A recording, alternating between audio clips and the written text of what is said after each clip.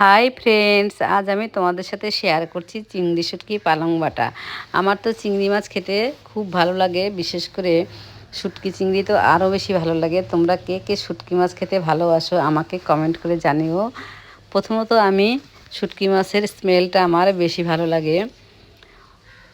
চিংড়ি মাছটাকে আমি গরম জলে কিছুক্ষণ ভিজিয়ে রেখেছি। 25 গ্রাম মতো চিংড়ি মাছ নিয়েছিলাম, ভালো করে ধুয়ে নিয়েছি। এক মুঠা মতো পালং শাক পরিষ্কার করে ধুয়ে এরপরে কড়াতে দিয়ে পরিমাণ মতো নুন, দুটো মিডিয়াম সাইজের পেঁয়াজ কুচি, দুটো মিডিয়াম সাইজের রসুন কোয়া, কয়েকটা কাঁচা লঙ্কা দিয়ে ভাপিয়ে নিয়েছি। চিংড়ি মাছটাকে ধুয়ে নুন হলুদ মেখে নিয়েছি। এরপরে ঠান্ডা করে পালং শাকটাকে মিক্সার জারে পেস্ট করে নিয়েছি। বেশ কিছুটা ধনেপাতা দিয়েও ভালো করে পেস্ট করে নিয়েছি।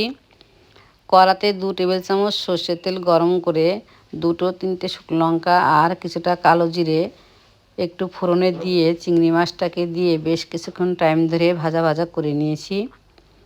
ভালোভাবে ভাজা হয়ে গেলে পালং শাকটাকে দিয়েও বেশ কিছুক্ষণ কষিয়ে নিয়েছি। ভালোভাবে কষানো হয়ে গেলে পরিমাণ মতো নুনও দিয়ে দিয়েছি। কড়া থেকে ছেড়ে এলে নেড়ে চেড়ে নামিয়ে নিয়েছি।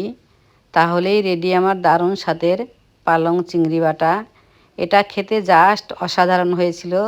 তোমরা সবাই ট্রাই করো আর আমাকে জানিও কেমন লাগলো। আজ এখানেই শেষ করছি, এরপরে নিয়ে আসবো অন্য কোনো ভিডিও। তোমরা সবাই সাথে থেকো, পাশে থেকো।